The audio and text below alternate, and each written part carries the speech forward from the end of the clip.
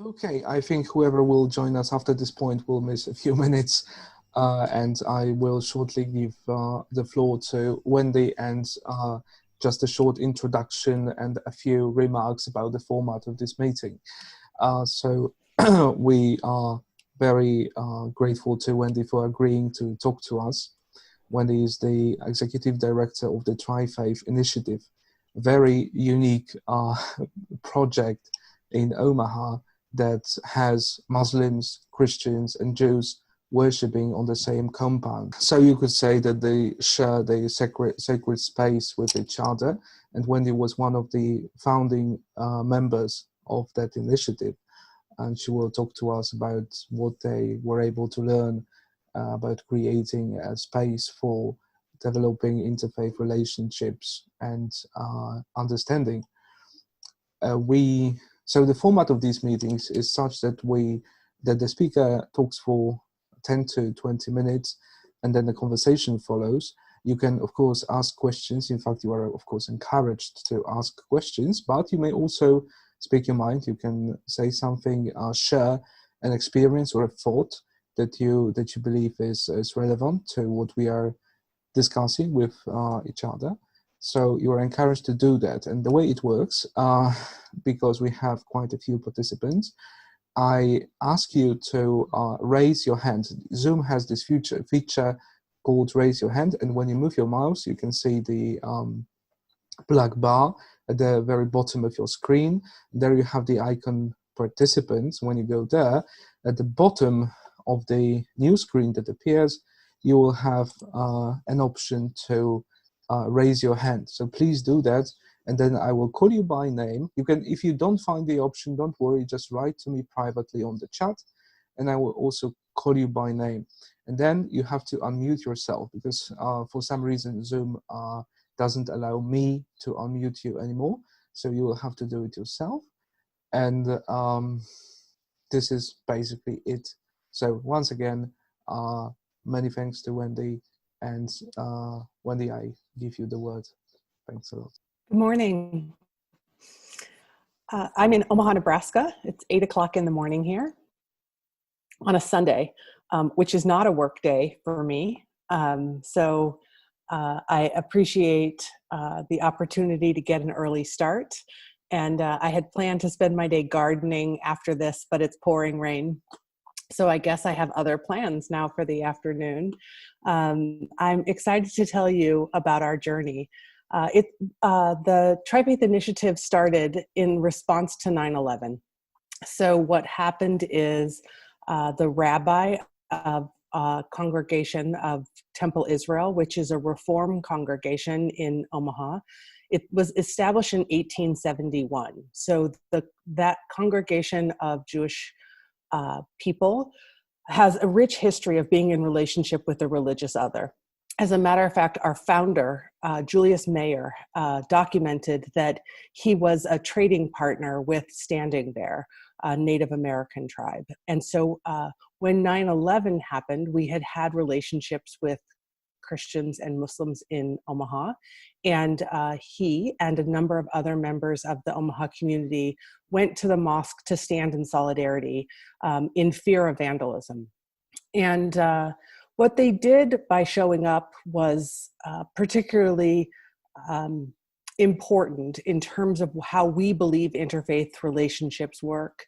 He showed up and he stood silently in solidarity, shoulder to shoulder with his brothers and sisters at the mosque, outside the mosque. They didn't speak. They didn't necessarily have an organized prayer or understanding of what would happen on that day. They just showed up. And I believe that guides so much of what we've done and do since then, is to show up for each other. So after that, our congregation had a number of buildings over a course of our history, and we knew that we wanted to move to a new building and we were looking to acquire land. We needed about 10, 15 acres of land for our properties, and we were struggling to find the ideal parcel to build on. And so we thought, well, what if we went to these partners and said, we could co-locate intentionally together to create an interfaith neighborhood and live intentionally as brothers and sisters.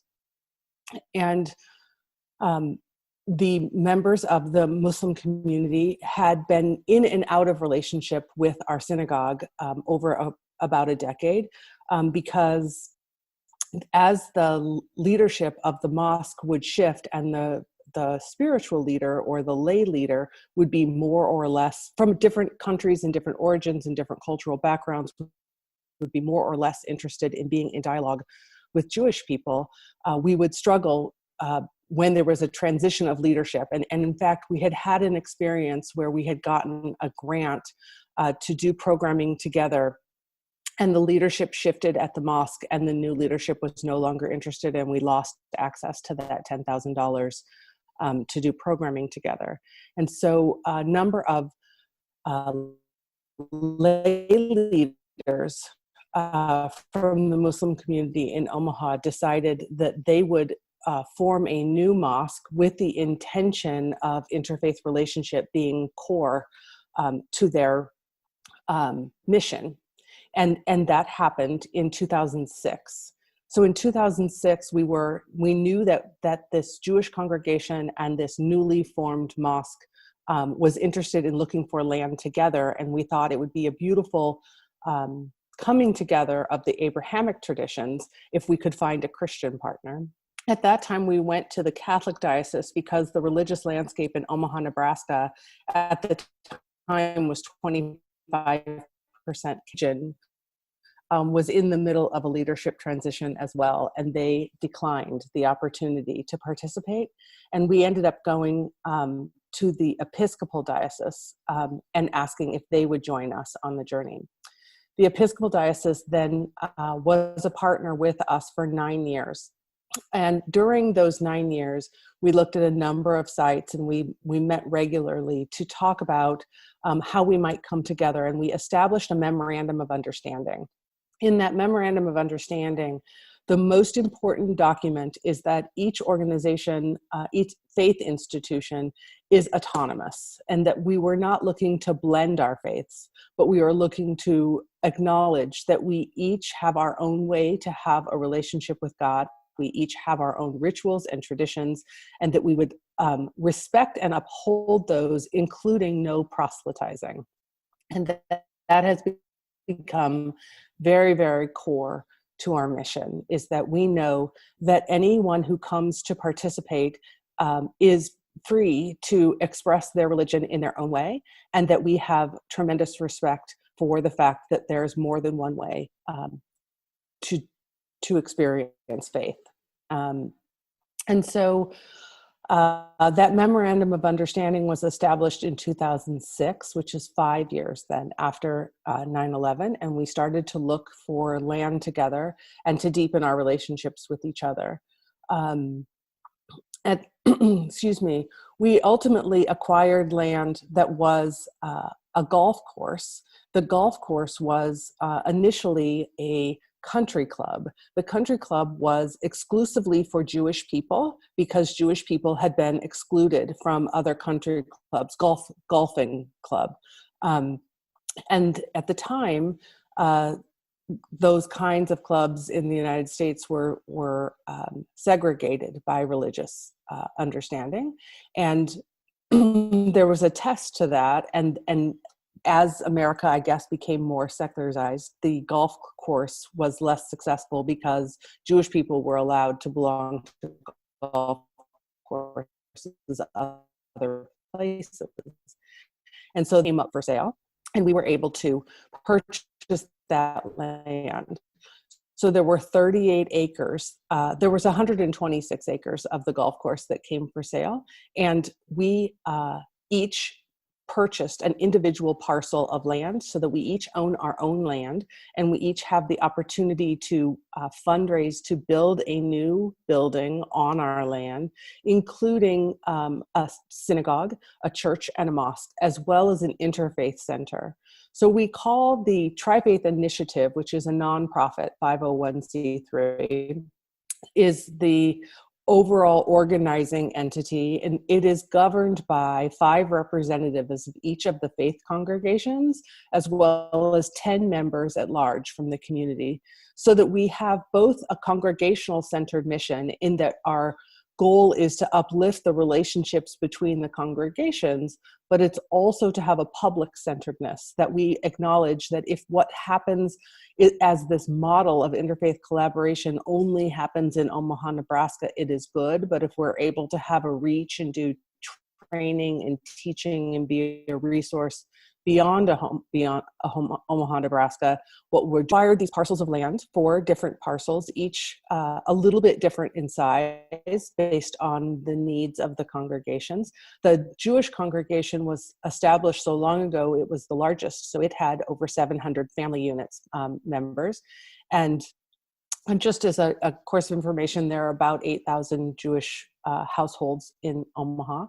And over the course of time after we had purchased this property, it ended up that the Episcopal Diocese realized that they would not be able to have the capacity to fundraise, to build a building, to have a plant a seed for a new church on the parcel that they had purchased. And they went to a church in Omaha who had a rich history of being in dialogue with the religious other from the United Church of Christ, and invited them to purchase the land from them and take that seat in the TriFaith Initiative. And that happened in 2013, the same year that Temple Israel completed the building of their building and moved in. In 2017, the mosque was built and completed, and in 2019, the church was completed.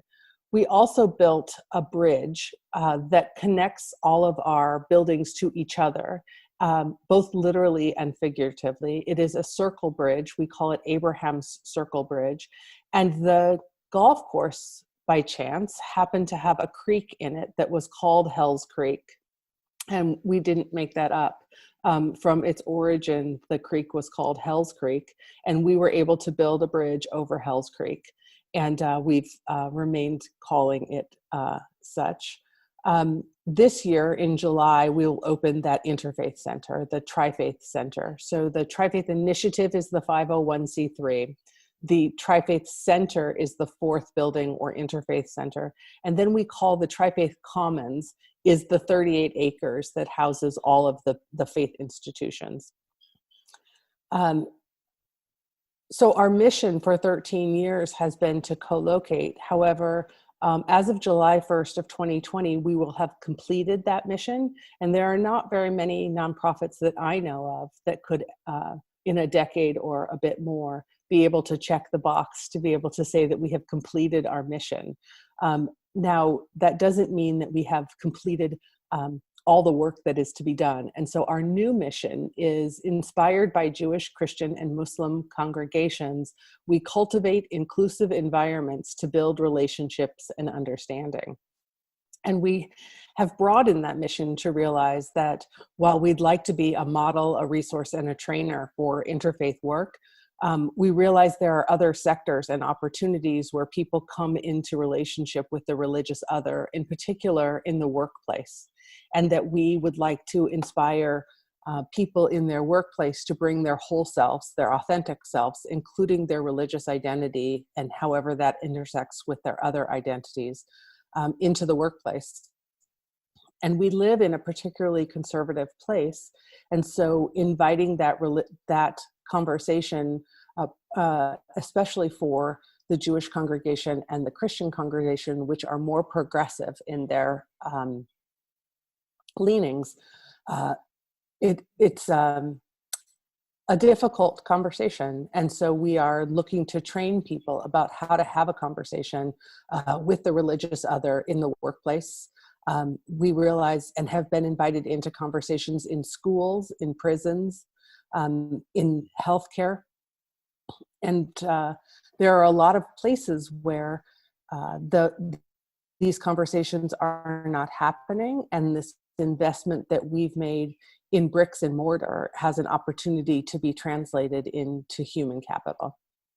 So that's kind of an overarching overarching frame as to the work that we've done so far, I personally was president of the congregation of the synagogue at the point that we decided to start this initiative, and have been on this journey for a very long time.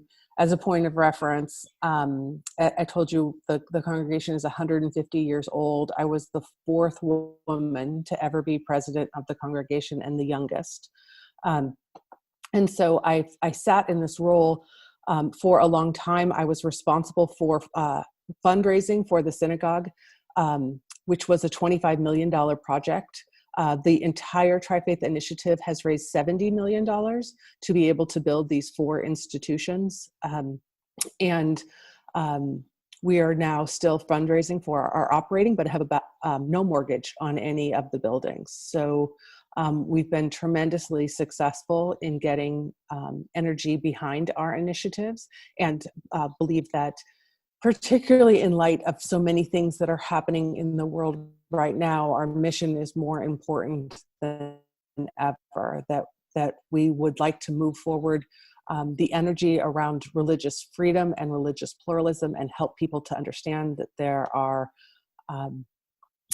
there is value in helping our world come to grips with that, and that we have a role to play in that. And I personally am just so committed to conversation with you.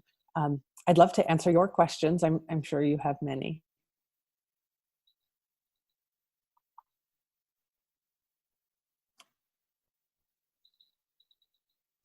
Thank you very much. Oh, sorry, I was going to volunteer to be the first question, if I may. Of course, Bob, please go hold on. on, Wendy. I'm trying to get you back on my screen. I clicked the wrong thing here. Okay. We're good now.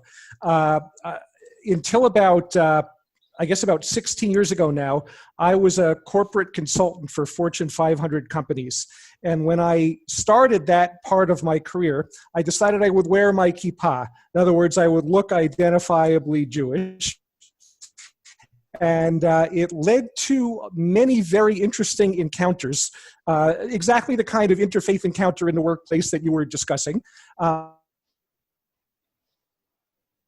the positive side, they were invariably warm, well-intentioned, stress-free, and completely appropriate and welcome. So I think it's a great opportunity. On the negative side, I got to see all the misconceptions that we have about each other's faiths.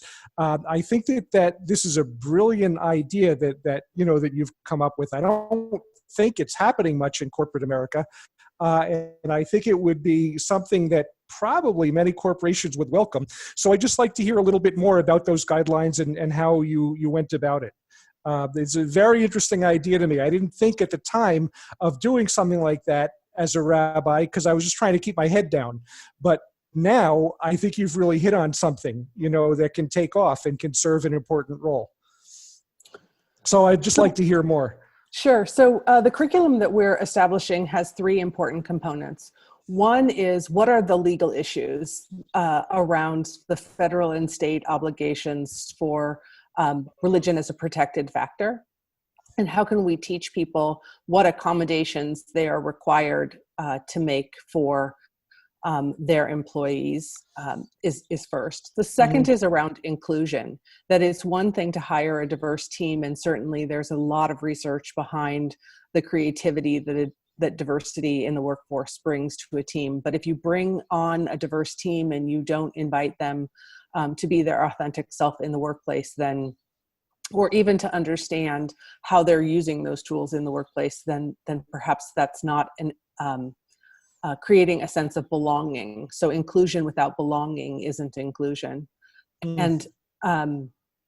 And thirdly, religious literacy. That, as you said, that curiosity, that is healthy curiosity, is a very important part of what we want to encourage. That when people know the narrative of someone else, are invited in to just know that you've had a loss in your family, and loss in this current environment looks like all kinds of things. It could be loss of job security, just uncertainty, death of a loved one. And we all mourn those losses very differently using our different rituals. And so the more we know about the religious practice of the people that we encounter day after day, the better chance we have to be collaborative in a more impactful way. And so we'd like to encourage those things. There are a number of businesses that have started employee resource groups, and often which is an affinity group. So often an affinity group starts around having women come together, or people of color come together, or veterans in the United States as examples.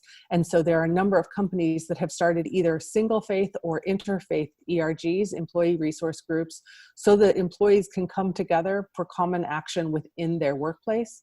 Target, Salesforce, IKEA are examples. Salesforce has 30,000 people in what they call Faith Force. It's a global ERG where they invite members of their workforce to come together, sometimes for common action, sometimes for education or social events, to understand the religious holidays.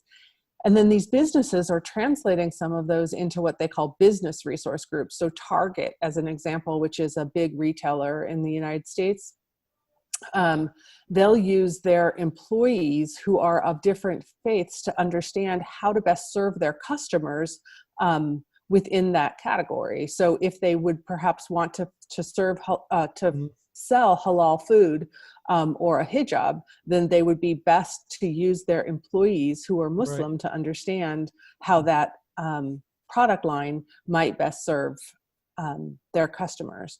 And so there's also a gentleman in Canada doing research about this. And one of the things he says is, so you can't ask someone's religion when you're recruiting them, when you're onboarding them, when they're an employee. So how do you even understand how faith is impacting a person's work?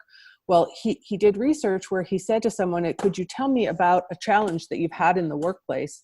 And then asked, how did you solve that challenge? And then asked, where did you get the skills to solve that challenge? Often people identify their faith traditions. And so saying that it's taboo to talk about religion in the workplace gets often in the way of people using their own resources, their own lived experiences to solve those challenges in the workplace. And so that's one of the reasons that we, beyond reducing stereotyping and those things that result in fear, there are lots of good reasons to bring these conversations into the workplace. How do you handle, I don't want to take up too much of the time from the group, but how would you handle contentious, not resolvable issues, which surely do exist? Probably not with relation to the workplace, but out in the broader world.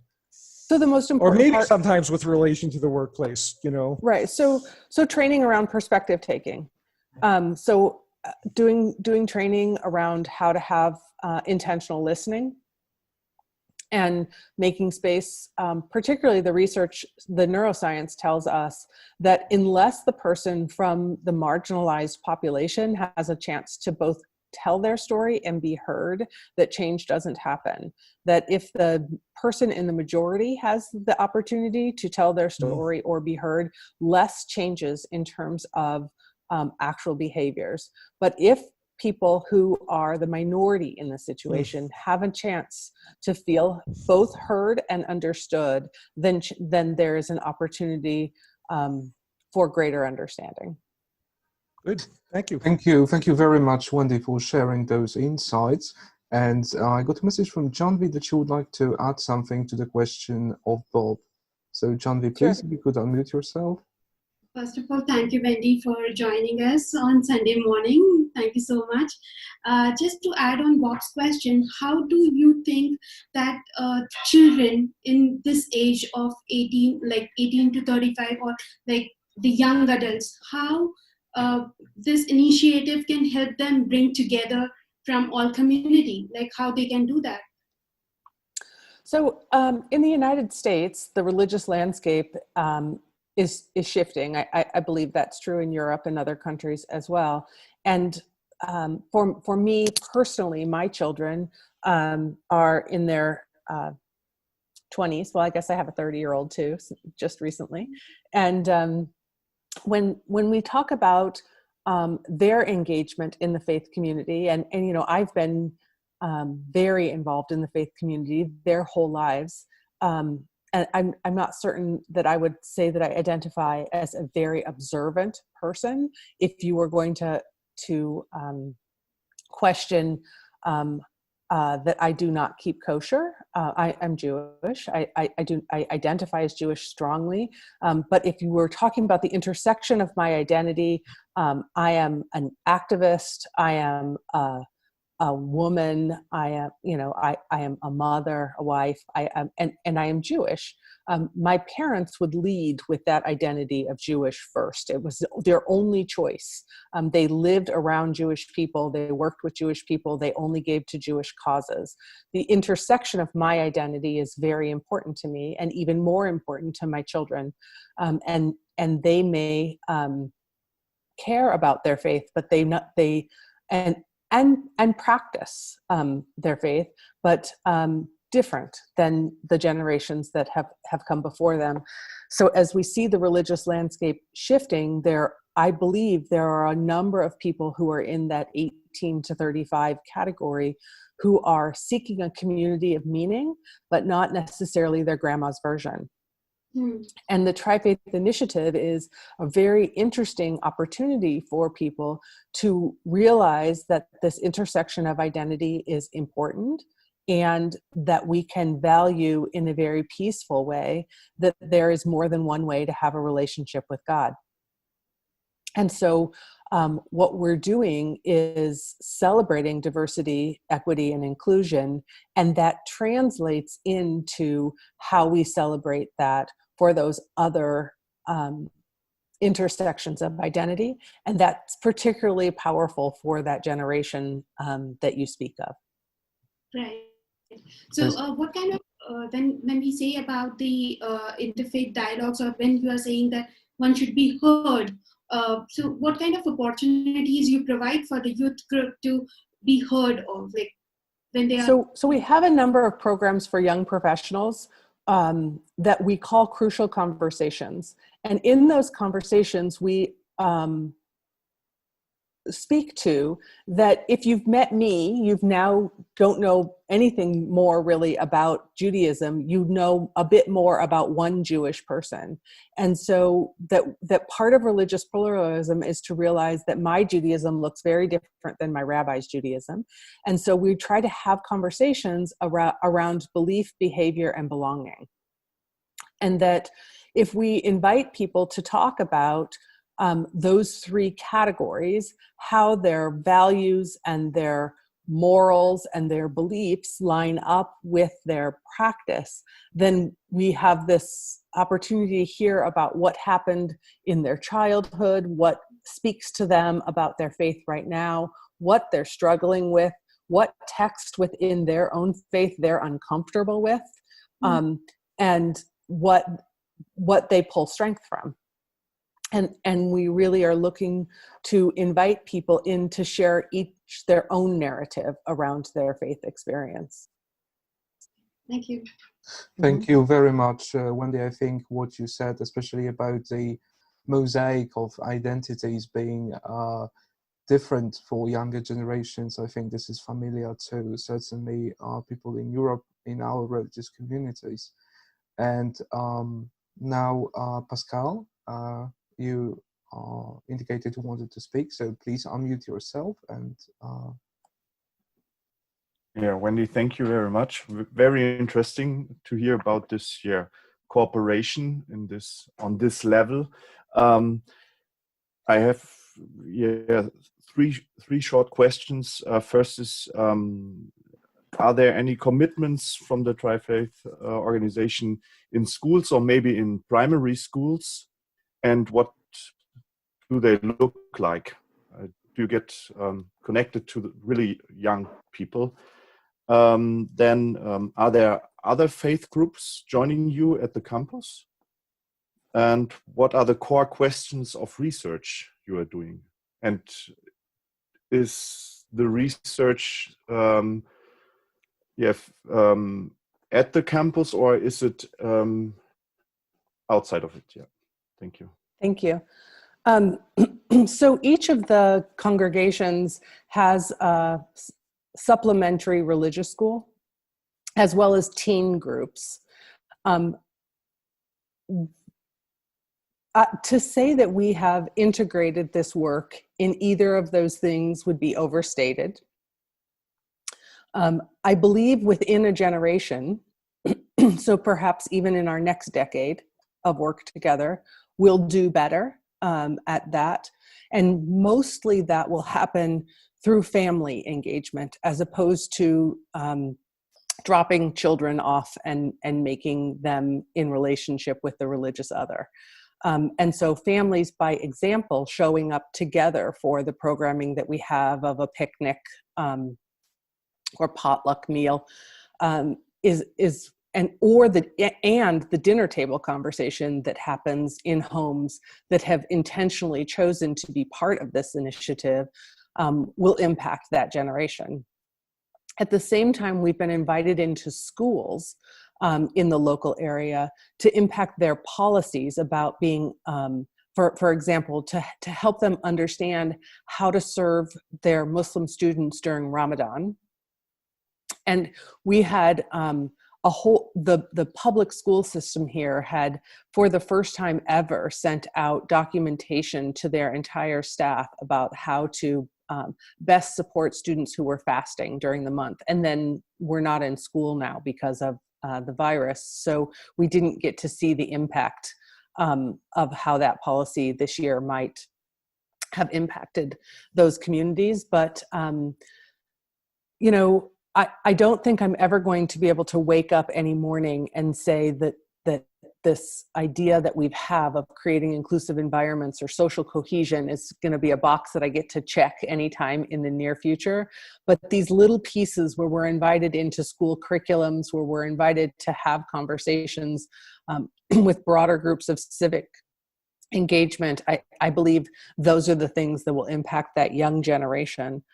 As far as other faith institutions, we invite anyone to come of any faith or no faith to come and participate in any of our programming, whether that's at any of the congregations or held by the TriFaith Initiative. And we do find that we have people who identify as other faith traditions, Hindu, Buddhist, even pagan, who show up because they're interested in the work that we are doing. And as far as core research, you've hit the belly of the beast for me in terms of what I'm interested in. I really think we're interested first in looking at number of exposures to the religious other and how that impacts both empathy indicators, compassion indicators. Warmth to the religious other is a measure that we're looking at. And then religious literacy and religious knowledge are complicated. So we've decided in our first couple years to look at how people perceive their own religious knowledge to have improved, as opposed to doing testing to see whether or not people's actual religious literacy has increased. We are in the workplace conversations, we are partnering with a local university, and there are 3 PhD students who are doing their work around religion in the workplace, and they're looking at measures of religious inclusion, opportunities for people to have, how people feel about whether or not they could wear a religious symbol, perhaps a Star of David around their neck, or place something in their cubicle that was religious. So not even necessarily what the religious accommodations are for them for prayer or something like that, but just how open they feel in their workplace to be able to be their authentic selves. And then we're having conversations with some national research organizations that over the next 3 to 5 years, we'd like to do some larger scale research that compares some of the research that's already been done about exposure to the religious other throughout the United States, so that we can do religious pluralism. There's been a national religious pluralism study done by PRI, a Nebraska-specific one, and then we would like to be able to do one just of the members of the TriFaith Commons, so that we could compare our local statistics to the state and the national statistics. There was one piece that I didn't mention that I think is really important. In terms of some of the collaboration that's happened between the institutions, a lot of it is faith-based, but other parts of it are more about just how we exist day to day. So the collaboration that has happened so that we could have shared lawn mowing or snow plowing, and things like that, where there are economic benefits to our congregations by collaborating. We don't have any overarching administrative function to any of those buildings, but coming together to write agreements to be able to be good stewards of all of our money is another example of how we are deepening our relationships.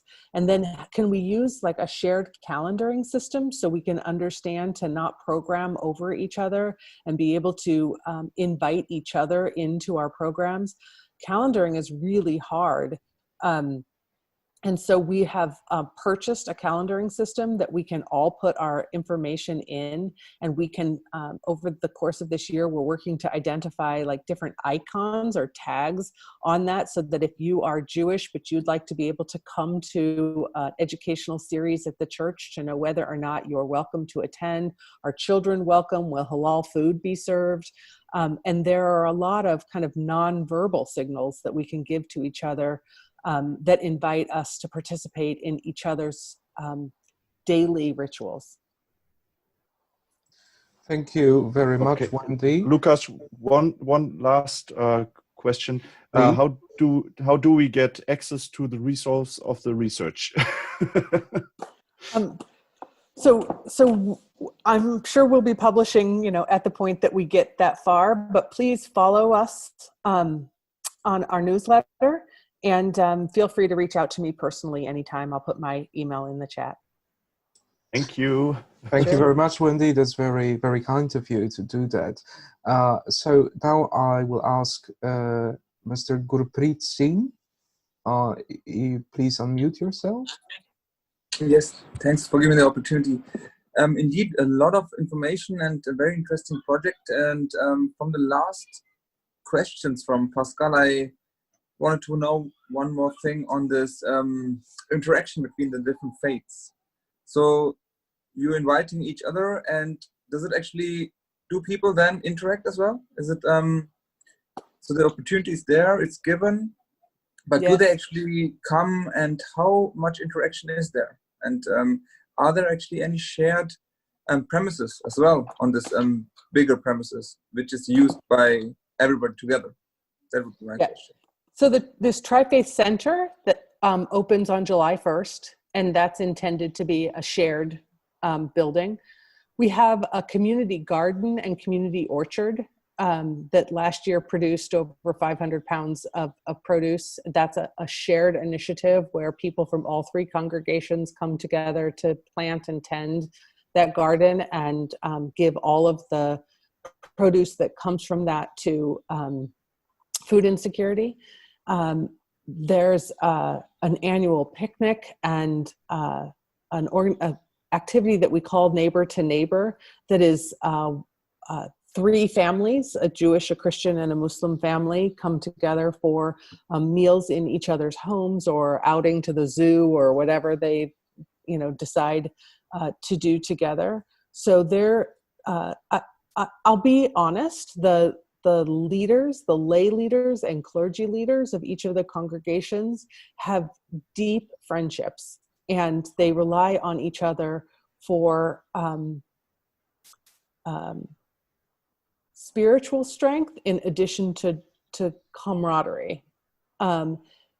the coming into each of the congregations, it's different in each congregation. To be honest, the Christian congregation is hammering, wanting more and more and more, and they show up the most, getting, and there are the most of them, right? Getting the equal representation of Jews and Muslims to show up is different, and depending on the activity, we have more or less success. We've had an annual fundraiser the last 3 years, and we had about equal representation from each congregation to show up for those biggest moments. We had 800 people come to our picnic, and we think that that was about a quarter from each congregation and a quarter at large of the community of people from who identify from other faith congregations or none. And so we feel that we're building on that. We also have, since the COVID has really changed our reality, and we do so much more online, we're actually finding that our engagement numbers in terms of worship in each congregation are up. And it's an interesting opportunity to witness worship in each other's congregations. And we're setting up systems where people can virtually watch each other's faith worship experience. And it's less intimidating perhaps than walking into a mosque, a church, or a synagogue. And how might we create buddy systems so that we could virtually witness each other's worship as a kind of precursor to being able to go and sit together or next to each other and turn pages or explain why we're bowing or kneeling or saying these words at these times. And so we're trying to just make the best of this moment using the virtual opportunities. But I think the answer is yes, and we still hope for more. Really nice. Thanks a lot for the insights, and it's a really, really interesting project. Well done. Yeah, it's exciting stuff. I guess I should mention this also. It is the only initiative of its kind in the world. There is one house in Berlin that is intentionally bringing together the three Abrahamic faith traditions in one building. That's different than 4 individual. And then in Abu Dhabi, the project with the EAU and the Vatican is intended to co-locate a church, a mosque, and a synagogue, and an interfaith center. Yes, thank you, Wendy, and thank you for the question, Mr. Singh. And I see that Derek and Pejman have their hands raised. Maybe we can have them speak one after the other. And starting with Derek. Derek, please. Yeah, thank you, Lucas. Wendy, yeah, very interesting. Thank you very much. Yeah, clearly, in our interfaith work, we're not in some sort of bubble, so we're always impacted by what's going on around us. So have you had experiences where the relationships that you've built have enabled you to address a bigger issue over the years in a way that maybe in other communities in the US haven't done so successfully? Thank you. Yeah, so to be honest, I think Intel, very recently, we've been very focused on ourselves. We've been very focused on raising money and awareness to be able to build bricks and mortar and co-locate. Now that we all have the good fortune to live on this land together, those efforts are starting to happen, and they've kind of grew out of a number of vigils that were held last year in response to violence in houses of worship, and us wanting to bring together faith leaders beyond our campus. and are, I think, becoming realized in this COVID response, particularly in the United States. It's very divided between your political bend as to whether or not religious services are essential, and what the guidelines should be for reopening. And it just so happens that our current chair of our board of trustees is the dean of public health at the local university. And so in the last 10 days, we have brought together faith leaders from across our region to have conversations about what the best guidelines for faith institutions providing services should be, in light of perhaps some disagreements with our administration on that topic.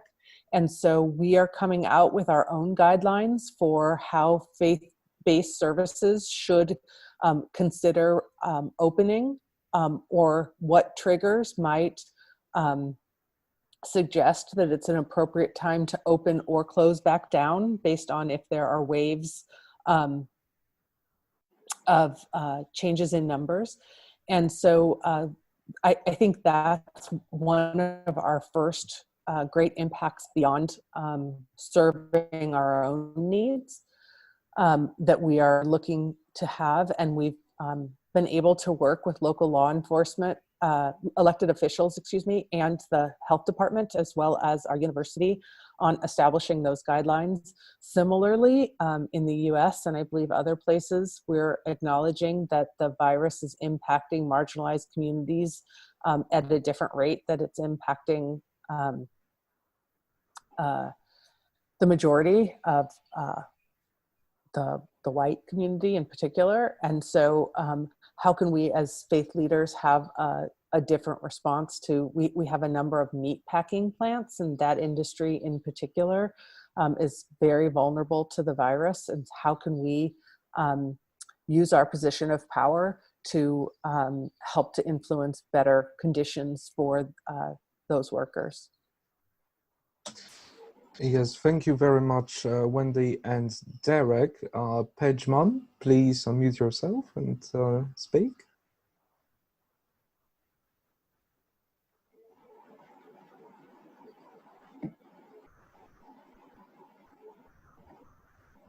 Can you hear me? Yes, we can hear you well. Okay, thank you. Wendy, my question is that have you heard of, in short, it's called a peace village. It's called Wahat al-Salam Abu Shalom. And that is a village that is in Israel. It's between Jerusalem and Tel Aviv and Jaffa. And it is a village of Palestinians and Jewish citizens of Israel dedicated to peace, justice, and equality in your country and the region. I've actually listened to some of the sort of representatives of the community, both elders as well as the young people, which have joint education. I mean, I have been in contact with a couple of different organizations that do similar work in Israel. I'm not certain that I've been in contact with this particular entity. But I do know that a number of the impactful research studies that have come back about perspective taking that I mentioned earlier, in terms of making sure that the person from the marginalized population has an opportunity to tell their story and feel understood, comes from research that's been done in that area. Thank you very much, Wendy and Pejman. Wolfgang, please. I would say also that through the Jewish Federation of the United States, we have been in dialogue with a couple of organizations about bringing a cohort of Israeli and Palestinian women in particular to the TriFaith Commons to do an exchange with them. And because of the current travel restrictions that got canceled for the current year. Yes, thank you. Wolfgang, please. Yes, hello. Thank you for the opportunity to talk here. And thank you very much to introduce this initiative to bring the religions together. My question is it necessary to do that on the same ground? I mean, you had some difficulties, I heard, that to buy the ground, sometimes somebody had no money and you find somebody else. Or could you do this thing also just if you are separated, I mean, spatially? And another question is, you talked about discussion on the working place, religious talking on the working place. And this is a very big discussion in the states of Europe. I mean, in France, we had, since the French Revolution, it's a separation of state and religion, and wearing religious signs in schools, in universities, but also in the working place is very much discussed. And there are different issues. In Bavaria, for example, they have the Christian cross in the classrooms, but this is not welcome from everybody. But you mentioned that we should talk on the working place also about our religion.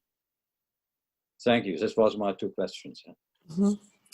Or remarks. So the first,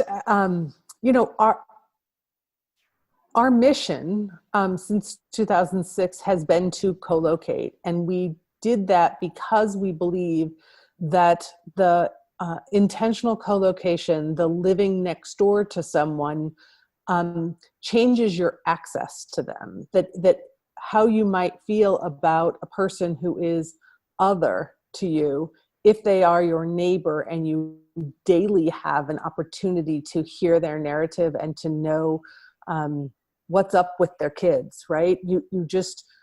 That relationship is very different. Literally, when the church was opening and they didn't unpack all of their boxes yet, and they couldn't find their coffee, when we could go next door to the synagogue and bring, coffee over so that they could have coffee for their, it's literally neighborly.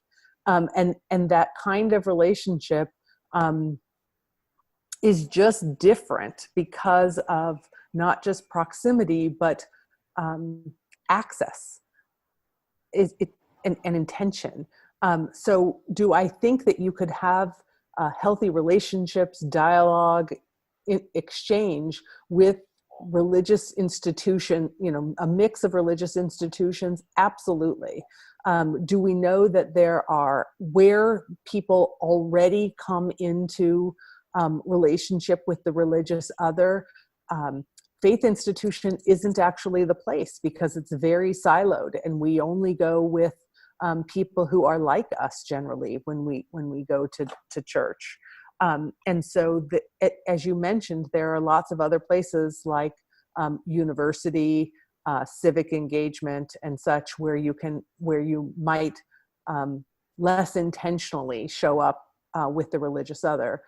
It's the intentional part of the neighborhood that we think is particularly important and unique to this experiment that we're doing in the middle of America. And literally, it's an experiment. I call it an incubator, a petri dish, right? It is so ripe for research and looking at, and we don't know what we don't know. Right. So, what we'll learn a decade from now about what worked and didn't work about our intentional co-location. I'm inclined to think that our clergy really believe that if we do adult education and compare each other's spiritual texts, that will be really moving and engaging for people. But the research right this moment shows that studying spiritual text doesn't reduce fear. But hearing someone's individual narrative, which happens more in a neighborhood, does reduce fear. That if I know your story, that's a great indicator that I'm going to see you as a human being first. Related to the workplace piece, I hear you and I share your concern about the separation between church and state and how that relates to the workplace. I just think that in the United States, the First Amendment clause includes freedom of belief and religion, and because it does, it's a protected factor in the workplace, and in doing so, we're not suggesting that people have a right to use their power to influence people to require religion, just that it is part of the identity that people bring with them, and how might that help us build better teams in the workplace. Thank you very much, Wendy. I received a short message from Jarek. Jarek is a Mennonite pastor from the Netherlands who's been joining us from the first meeting. And he says that he thanks you for this wonderful chance to get acquainted with this triply blessed initiative. And unfortunately, he has to leave for another meeting. Emmanuel, please unmute yourself. Yeah. First of all, thank you very much, Wendy. I have one question. It's a little bit a different question. Does the proportion of religious belief or atheism in a country determine the peace of the country? Can you ask that again? Does the proportion of religious belief or atheism in a country determine the peace of the country? Does the amount of religious practice in a country define whether or not the country will be peaceful? Yeah.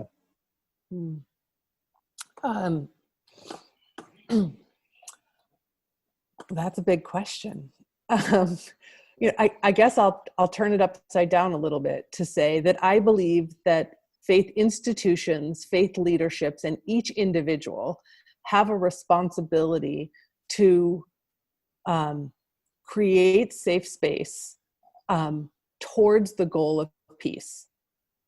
And I believe that it is the intention of the doctrine of each of the Abrahamic faiths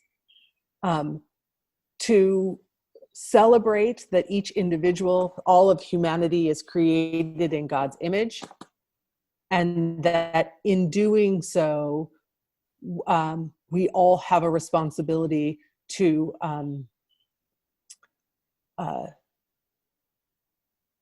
create a world in which it's possible.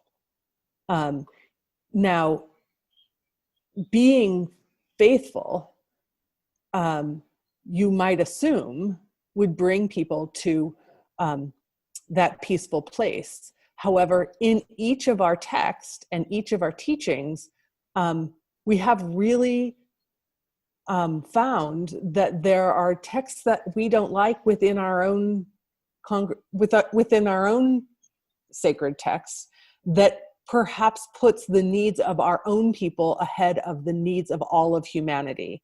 And how we choose to live out that doctrine by celebrating that when I see something about you that I covet, that must exist in me, and that when I see something about a terrorist that I fear, that also exists in me, and I have a responsibility to heal it.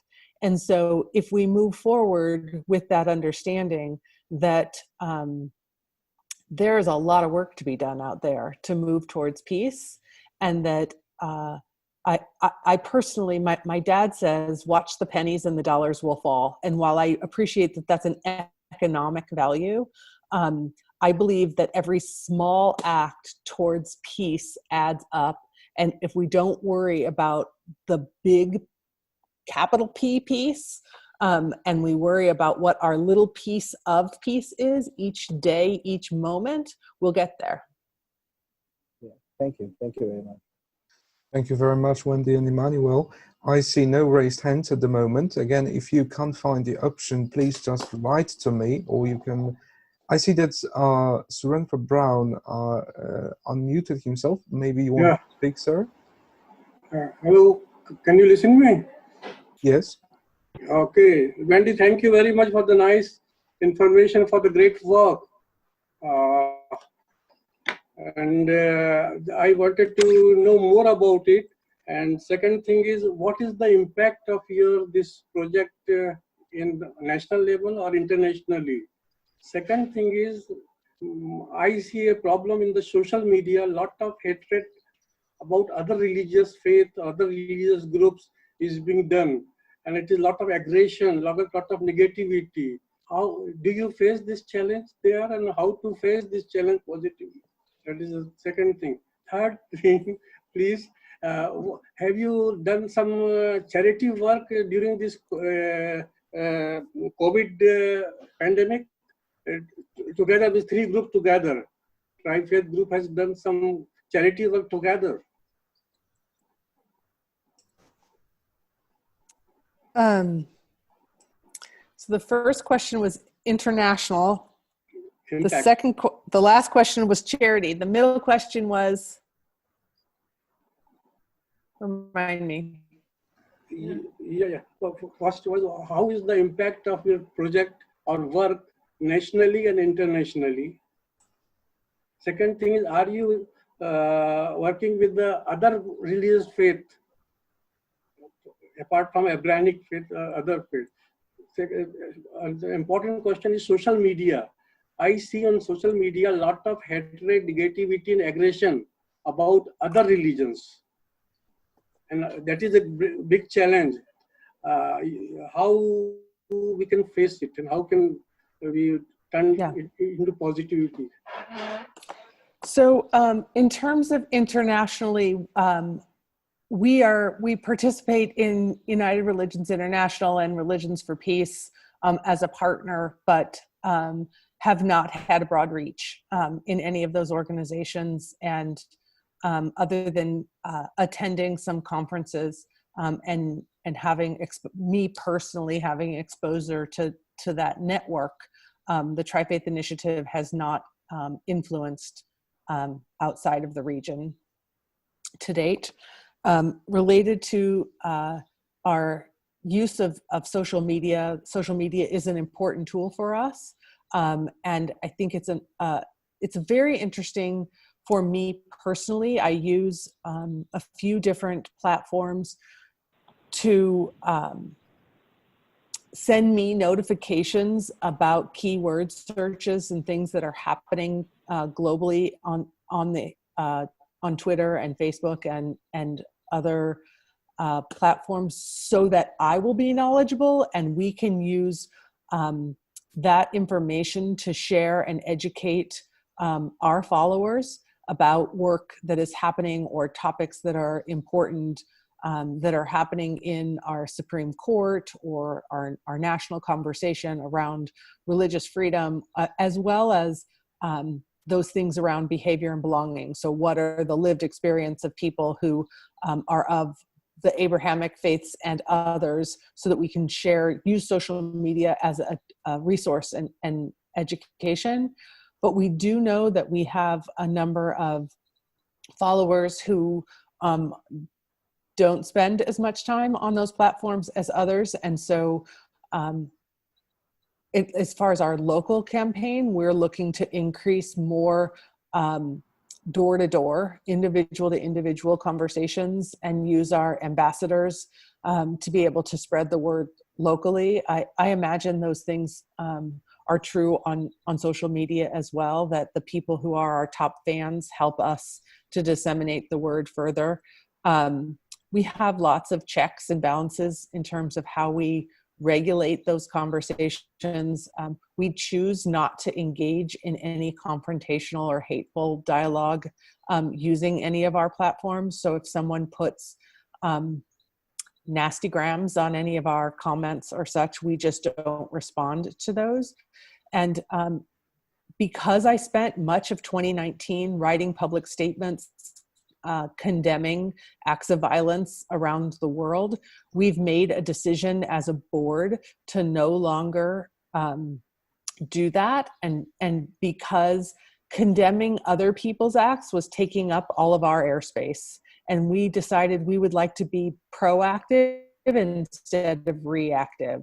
And so our message, if something happens that is unacceptable within the scope of our work in the world, instead of condemning that, we are putting forward a message of what we believe is the answer to that, as opposed to condemning violence or such. It's not that we don't condemn it, it's that it just literally could take up all of the real estate of all of our marketing and publications if we spent all of our time, because something's happening so often.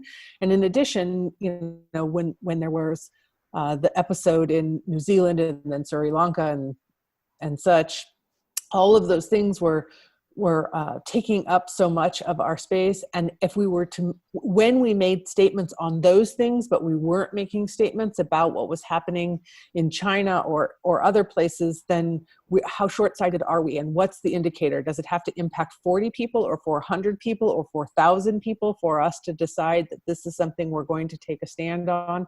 And so we're better served to just put forward what we know best, which is the work that we're doing here as a shining example. So that's kind of our messaging in terms of how we're controlling our own brand. And then in terms of acts of charity, the majority of the work, again, as I've said before, has been very insular and focused on what we're doing to uplift the relationships between the relationships on the TriFaith Commons, to solidify those relationships so that we can serve the greater good.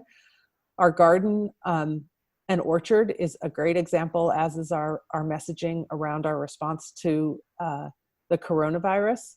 And I would say we are working to hone the ability to bring teams together around topics of the environment, and would like to be a zero waste campus as an example of how we could be good stewards to the environment. So sometimes the things that we're doing look like they only have a local impact, but could potentially have a broader impact because we are being this model that could train other people how to do the work that we're doing here. That's a nice model, but have you some project in India? Not yet. Well, maybe someone in India can take inspiration from the experiences that Wendy and her partners acquired. And yes, I understand exactly what you say about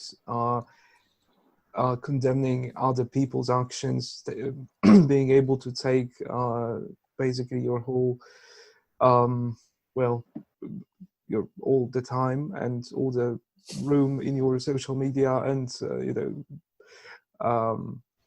your entire voice. We had the same problem at IARF at some point. We were issuing a lot of statements, but we stopped that because indeed it was taking just too much of our attention. And now we only do things that we feel can make a real impact, like when we cooperate with a government or when there is a case at the court of law, in such cases only. Mr. Dwivedi, I see you raised your hand. Please speak. Yeah, hi. Hello? Yes. Yes, I'm audible now? Yes. Yes. Actually, this is really impressive initiatives. And my question is religion is the main cause for conflict today? And can we, instead of this, can we spread some awareness and educate the people instead of following traditional way of religions, and can we mold them to some soft powers, some in terms of some meditations and all, instead of following traditional way of religions? I'm not sure I understand your question. Yeah, but my question is religion is the main cause for conflict today? Is religion the main cause of,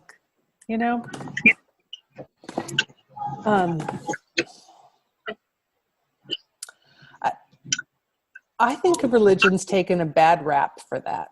I think that humanity needs to take responsibility for the lived expression of religion. At the same time, I think institutional religion, in terms of the institution, the business of religion, doesn't always put the religious values in the right order. So individuals have a responsibility to stand up to the powers within their religious network, and to uphold the religious doctrine, which is good stuff, right? All of our religions teach us to move forward ethically. And so when I said to you earlier, I'm not necessarily perceived as a person who is observant. And so within Judaism, I'm Reform, which is the most progressive interpretation of the text. And so how do we make it relevant in 2020? And much of my observance is ethical, right? How do I uphold the things to not shame people, to not judge, to not gossip, and to use those laws from my text to be my best person, and to hold my religious movement accountable to do the same. And I think we as an organization have suffered from an incident of Me Too, where a man used his position of power to harm women in their pursuit of religious work, and that's not okay. And so how do we hold our institutions, both our faith institutions, our nonprofit, our government, accountable for the values that we say that our religions teach? Thank you very much, Wendy. I think we will accept 2 more questions and then we will be wrapping up. Okay. So I have one from Johannes from Germany and one from Janvi, who will ask a question from Mr. Sony. Please, Janvi, if you could go first. Mm-hmm. So, Wendy, the question from Mr. Manoj Soni is, he is continuously involved into the inclusive practices wherein he bring in, like he is owning an institute, an educational institute, and he has children, students studying from different faiths. So he usually helps them celebrate together, make the inclusive environment. So, like taking this forward, as you said, penny by penny, you can make dollars. So what would be the best thing to do to have these kind of TriFaith initiative, similar kind of initiative in India? And what would be the 2 best things you could say to start such initiative in India? Mm-hmm. So I think that each relationship is important and food matters. So bringing people together around a shared meal is a great opportunity, and start small. So one person inviting one other person to a meal and having an opportunity to hear each other's story and listen intently. So when you're with someone who is religiously other than you, to say, help me understand why your religion, how you practice your religion, why is that important to you? What's a tradition that you hold dear? And then to listen without curating your response. And to set parameters. It's okay to create a space where you say that you're inviting a group to come and witness Jewish prayer, let's say as an example. And within this time, we're not going to ask questions. You're just going to watch. And it's not about you right this minute. You're just going to watch this be authentically what it is. And afterwards, there'll be time for questions, but don't interrupt the process, and just respect that this is this opportunity to let this group or person be authentic, and start small. Thank you. Yes, thank you very much, Mr. Sony, and thank you, Wendy. Johannes, please unmute yourself.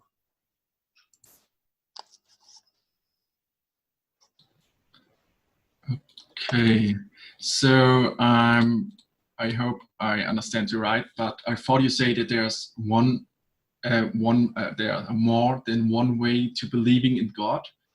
And I was talking with a Christian friend about the TriFaith Initiative yesterday, and she's a very strong Christian believer. And in her opinion, there's only one right way to God, the Christian way. And for her, it's a sin to believe that there's Islamic, Christian, and Jewish God are the same.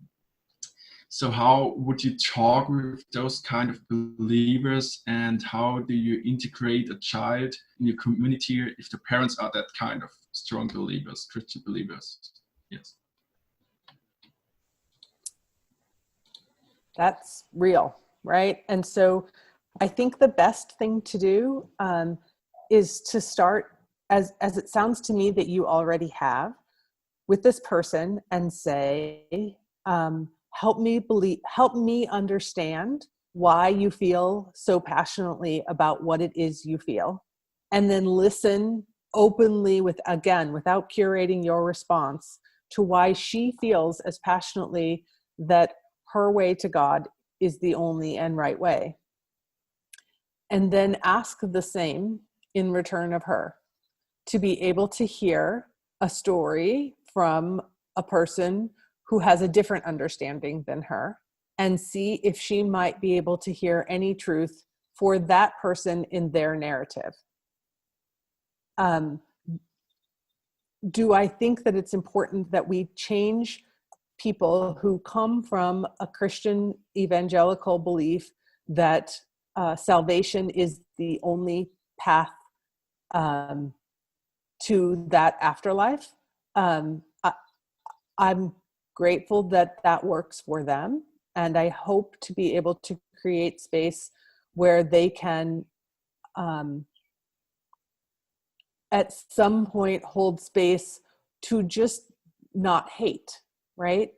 So you adjust what the goals are. So if the goal isn't that they accept that your path to God is okay, the question is, can they make space to not fear or loathe you for expressing what it is that is different from what they do? And for someone who is that devout in their faith and understanding of their own path to salvation, I think that's beautiful for them. And I don't want to discount that in any way for their lived experience. And all I'm asking in return is an opportunity for my story to be heard. Not necessarily their blessing, right? I don't need their blessing. The second question, what I was asking was like, how do you integrate a child where the parents are like that? And yeah, and she will grow up in that kind of way. And how would you integrate it in your kind of community?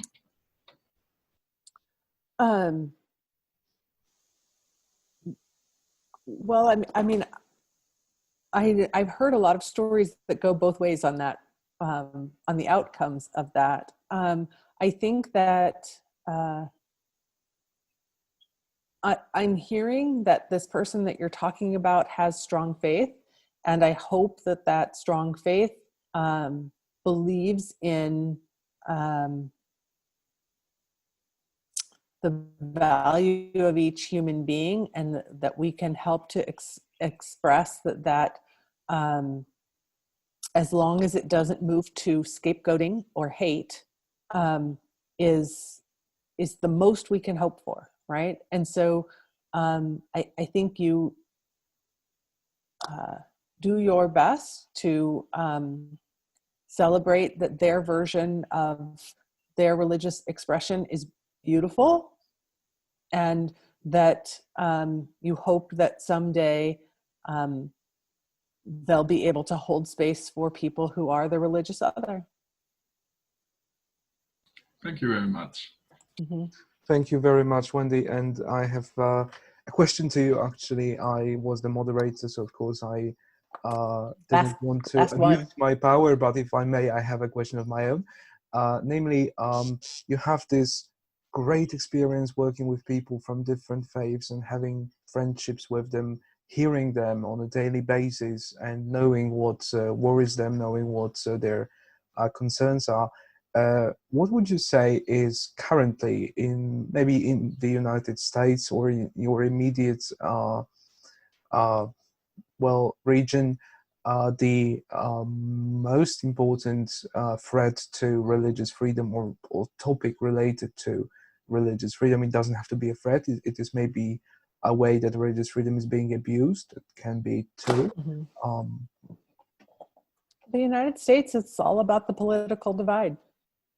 The research actually shows that on any given issue that we're not that far away from each other, but the press and our administration is fueling a hateful fire, and those are in issues of religion and race and the political divide. And again, I think we need to come together as a country and respect each other's narratives to make space for people who have not necessarily had a voice.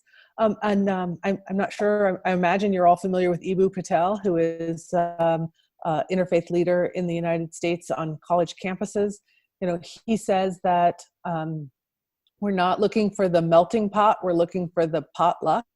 And the potluck meal is where we each bring our own offering. I think that that's the America I'm looking for. That's the world I'm looking for, kind of a potluck version where we each bring our authentic self and celebrate all the flavors, right? That's the world that I imagine that will find peace, and to realize that these divides, particularly of around gender and race, are social constructs. That we are all humanity, and the color of our skin or the gender of our body and why those things would make us different or divided is truly just a social construct, and we need to figure out a path past those things. We need good leaders. Yes, and I believe you as a group, as an initiative, you are giving a great example how this can be done on a local scale, but this is where it matters. I think, as you said, you have to start, you have to think small, you have to begin somewhere. And I think you are doing a great job at that, and you gave us a lot of inspiration and insight into your experiences. So I hope that in the future too, the IARF and your organization, that we will be meaningful to each other in some way. And certainly we will be following what you do with great interest. So thank you very much. Thank and also thanks to everyone who was with us and who asked questions. It's great that we had participants from so many cultures and areas in the world. It's really great. We are very happy about it. If you have a moment to spare, we would greatly appreciate it if you went to our website. It's iarf.net/poll and filled in a short survey about the meeting, both the technical side and the content, and maybe left your email. You don't have to do it if you don't want to, so that we can stay in touch and inform you of future meetings, and maybe suggest us a few topics if you think we should take those up. So please go to iarf.net/poll, as you can see on your screen. And again, thank you, everyone. Have a good Sunday afternoon or evening, or, well, whatever the case may be.